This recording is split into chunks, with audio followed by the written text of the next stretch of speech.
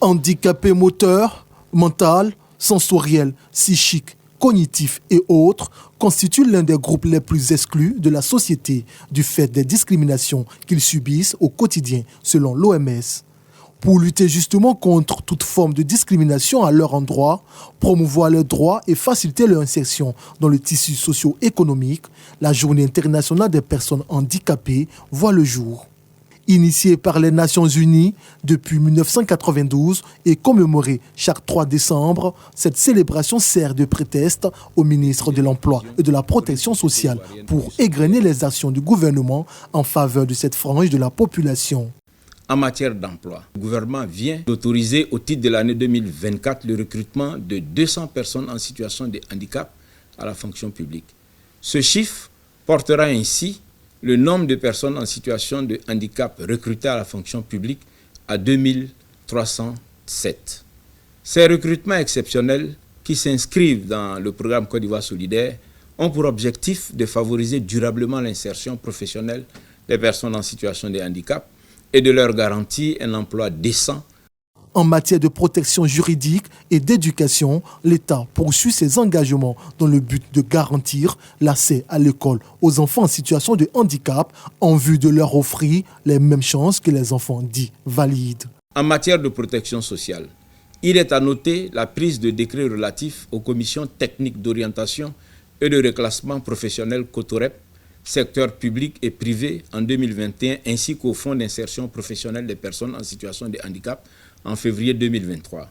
Le démarrage de la mise en place de ces 3 organes est effectif et il se poursuivra en 2025 afin de favoriser l'accès à l'emploi des personnes en situation de handicap, tant dans le secteur public que dans le secteur privé.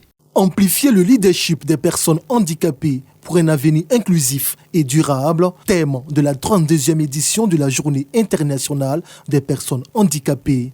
Une thématique qui cadre avec la vision du gouvernement, celle d'une société ivoirienne plus solidaire, accessible et inclusive.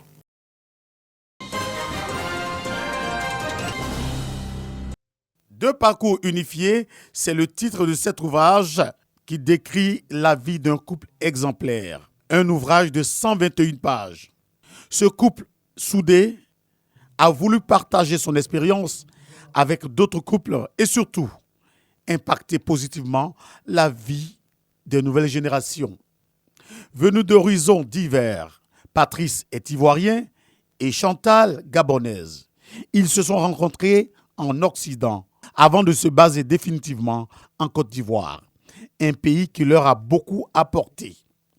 Ils vont créer ensemble une famille recomposée de 5 enfants. Leur amour repose sur la compréhension, la tolérance, s'inspirant même des passages bibliques avec leur foi en Jésus-Christ. C'est cet amour parfait que Patrice et Chantal ont voulu partager avec le grand public. Mais malheureusement, en cours de chemin, Patrice est rappelé à Dieu et Chantal restera seule pour continuer le projet. Ce projet, elle finira par le réaliser. Si je parle vraiment d'un problème, c'est quand il y a eu la rencontre avec tous les enfants qui venaient. Il y avait un enfant, une fille qui revenait de la Côte d'Ivoire et il y avait 2 garçons qui revenaient du Gabon. Donc ça n'a pas été facile pour nous. Mais à cause du calme de mon mari, de son amour, de sa patience, il était toujours conciliant. Donc il a pu emmener toute la famille ensemble et il y avait la paix et l'amour. Avec la sortie du livre, 2 projets unifiés. Une histoire vraie qui allie persévérance, courage, déception et résilience.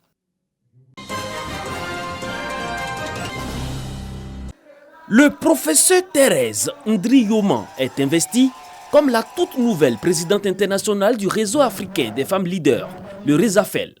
Cette investiture à la tête de ce réseau vient renforcer le leadership féminin en Afrique. Fédérer les femmes de tous les pays d'Afrique qui souhaiteraient adhérer à ce réseau, parce que c'est un réseau de partage, un réseau de développement, mais aussi un réseau de soutien à toutes nos sœurs et à nos frères d'Afrique. Nous pensons que la femme africaine a beaucoup de valeur, elle a du mérite, ce n'est pas souvent reconnu, mais avec l'aide des hommes, puisqu'on parle de genre, nous allons y arriver. C'est un grand honneur qui est fait à la Côte d'Ivoire à travers notre sœur. Et donc, nous voulons vraiment remercier toutes les personnes qui ont voulu accepter qu'elle soit à ce poste. Et nous pouvons, en tant que ministère, rassurer Madame la Présidente de notre soutien indéfectible. Le Rezafel est une plateforme qui fait la promotion de la gente féminine. Il regroupe 16 pays africains, au nombre desquels la Tunisie, l'Afrique du Sud et la Centrafrique.